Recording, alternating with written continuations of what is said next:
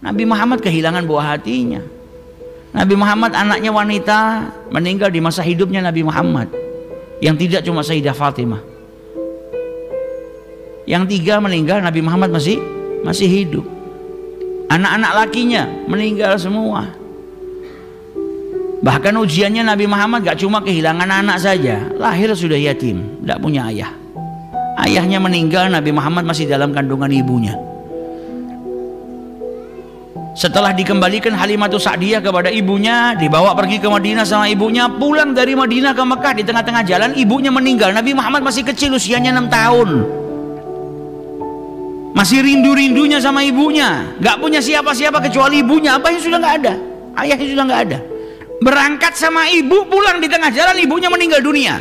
Nabi Muhammad menyaksikan ibunya sakit, menyaksikan ibunya wafat.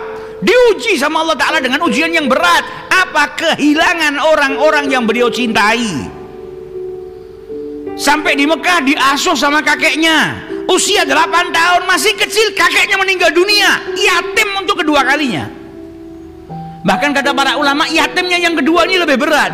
Karena apa? Yang pertama dia nggak pernah ketemu sama ayahnya, lahir nggak punya ayah, berat, tapi dia nggak pernah ketemu. Nah yang kedua ini kakeknya, dia diasuh sama kakeknya 2 tahun, tiap hari ketemu, duduk sama kakeknya, dapatkan kasih sayang kakeknya, ada interaksi. Ketika ada interaksi, kehilangan itu lebih pedih. Kehilangan istri tercintanya Khadijah, kehilangan anak-anaknya, dimusuhi oleh kaumnya sendiri, musibah demi musibah dialami oleh Rasulullah.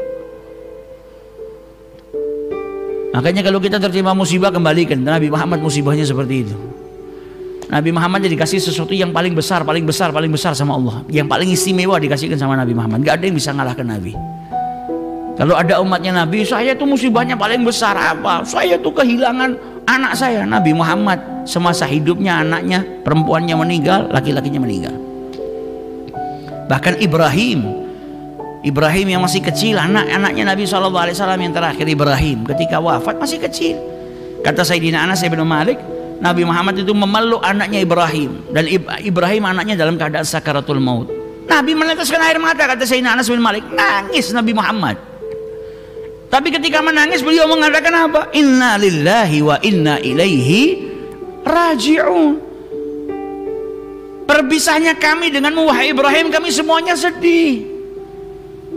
Mata menangis, tapi kita nggak mengucapkan sesuatu kecuali yang diridhoi oleh Tuhan kami, nggak berontak. Kenapa ya Rabb kau ambil anak saya? Nggak seperti itu. Yang diucapkan sama Nabi Muhammad apa? Inna lillahi wa inna ilaihi raji'un. Nah ini sabarnya anbiya, sabarnya mursalin.